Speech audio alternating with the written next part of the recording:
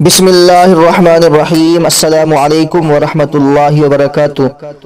حال ہی میں فرانس میں حضرت نبی کریم صلی اللہ علیہ وسلم کے گستاخانہ کارٹون کی اشاعت اور فرانس کے صدر کی جانب سے اس کی حمایت کے رد عمل میں محترم دارالعلوم دیوبند حضرت مولانا مفتی ابوالقاسم صاحب نعمانی دامت برکاتہم العالیہ نے کہا کہ اس سے دنیا بھر کے اربوں مسلمانوں کے دلوں کو شدید ٹھیس پہنچی ہے اور یہ عمل ہر طرح سے لائق صد مذمت ہے۔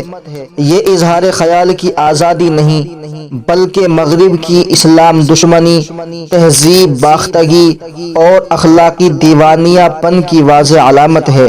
آزادی اظہار رائے اور جمہوریت کے سلسلے میں مغرب کا دوغلا رویہ ایک تاریخی حقیقت بن چکا ہے۔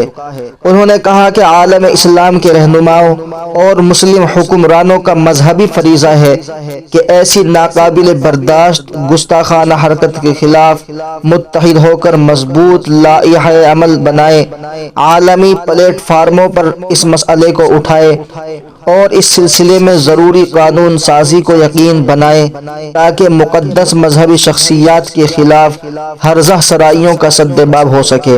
عرب لیگ، OIC اور دیگر مسلم ممالک کو چاہیے کہ وہ حکومت فرانس کے خلاف مؤثر آواز بلند کرے اور سفارتی اور تجارتی سطحوں پر پرزور احتجاج درج کرائے۔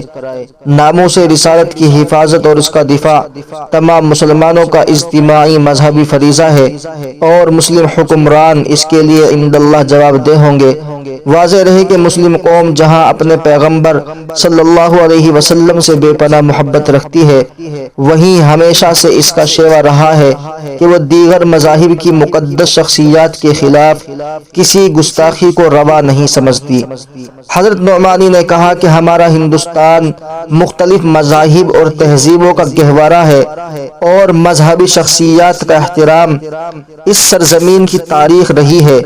اس لیے حکومت ہند کو بھی چاہیے کہ اس سلسلے میں کروڑوں مسلمانوں کے جذبات کا خیال رکھتے ہوئے اس بابت اپنے موقف کا اظہار کرے اور اقوام متحدہ میں مقدس شخصیات کی گستاخی سے متعلق قانون سازی کے سلسلے میں کوشش کرے۔